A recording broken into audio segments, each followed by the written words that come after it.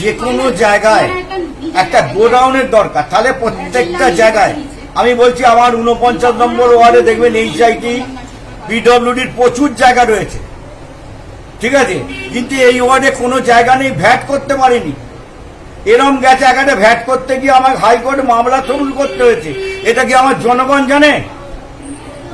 আপনি বলুন তো, বালতিগিরি কোয়ার্টারের সামনে ভ্যাটটা করা হয়েছে, DM থেকে কেস করা হয়েছে।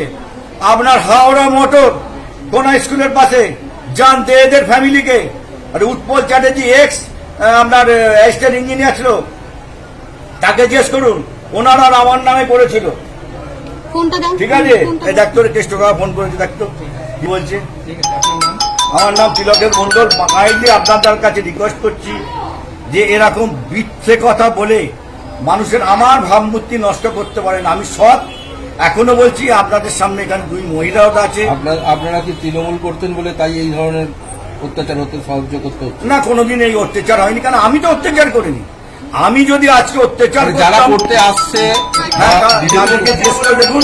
হ্যাঁ, ঠিক আছে। আজকে অপর্ণা ম্যাডামকে আমি বারে বারে ফোন করছি, উনি ফোন তুলছেন না। আজকে বালতিগিরি গলির মুখে পার্টি অফিসটা হয়েছে 2008 সালে। সেই 8 সালে প্রয়াত আমাদের অম্বিকা বন্দ্যোপাধ্যায়, ব্রজমোহন মজুমদার প্রয়াত, এনারা উদ্বোধন করেছিলেন।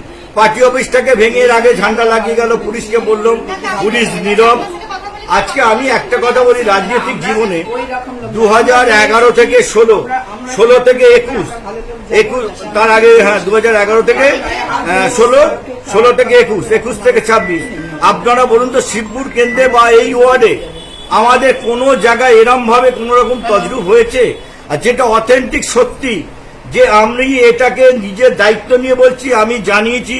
আজকে আপনারা রিপোর্টার, আমি পুলিশকেও বললাম, অপর্ণা মন্ডলকে ফোন করুন, পুলিশের তো ফোন তোলেও না, কোনো ব্যাপারে আমি জানি না। সাধারণ নাগরিক হিসেবে যদি আমার কথা হয়ে যাচ্ছে, আইনের পথে চলবে। আজকে আমার বাড়ির তলায় নাকি অফিসটাতে তালা দিয়ে গেছে, এটা কার? আমার নিজস্ব প্রপার্টি।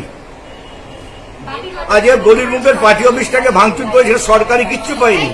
মহিলাদের কার বিয়ে হয়, আমি গোটা শাড়ি কিনে রেখে দিয়েছি।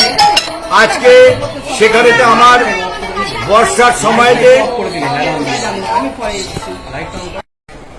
তার বাবা মানুষের পরিষেবা দিয়ে গেছে, অলোকেশ মন্ডল দিয়ে গেছে।